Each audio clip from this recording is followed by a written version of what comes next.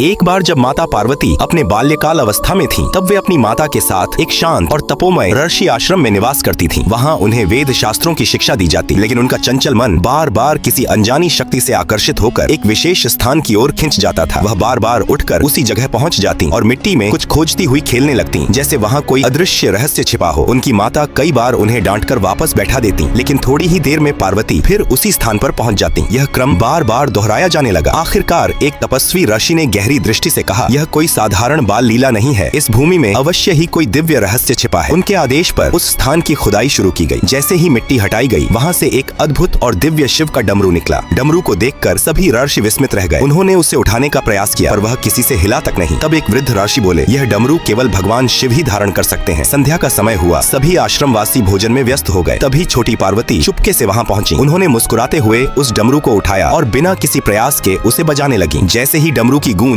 पूरे आश्रम में फैली, सभी ऋषि घबराकर दौड़ पड़े। उन्हें लगा स्वयं महादेव प्रकट हो गए हैं, लेकिन जब वे पास पहुँचे तो देखा कि वही छोटी बालिका आनंद पूर्वक डमरू बजा रही है। यह दृश्य देखकर सभी स्तब्ध रह गए। तभी उन्हें बोध हुआ, यह कोई साधारण कन्या नहीं, यह तो स्वयं आदिशक्ति माता पार्वती का दिव्य स्वरूप है। सभी ऋषि भाव विभोर होकर उनके चरणों में झुक गए। दोस्तों, अगर आप भी महादेव के सच्चे भक्त हैं तो मन से एक बार हर हर महादेव जरूर लिखें और चैनल को सब्सक्राइब जरूर कर लें।